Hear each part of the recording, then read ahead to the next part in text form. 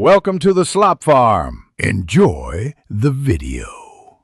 You start by preparing both devices and the cable. Plug the Ethernet cable into the host device's port or adapter, then connect the other end to the client.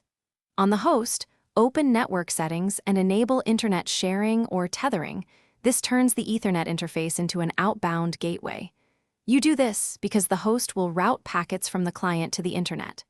Once done, verify the Ethernet link light and leave Wi-Fi active on the host only if required for upstream access. Now configure addressing and permissions so traffic flows correctly. On the host, choose DHCP server mode or pick a static IP such as 192, 168, 137, 1 and enable NAT. This maps internal addresses to the host's external interface. On the client, use DHCP to receive IP, gateway, and DNS automatically, or manually set an IP in the same subnet and gateway to the host address.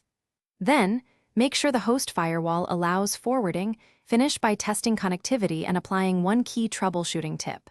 From the client, ping 8, 8, 8, 8 to confirm basic routing, then ping a domain to verify DNS. If you see no response, check link lights, IP addresses, gateway, and that network adapter bindings place sharing on the correct interface. Make sure the host's firewall is not blocking forwarding. If problems persist, reboot adapters, swap the cable or adapter, and re-enable internet sharing. This often clears stale bindings and restores.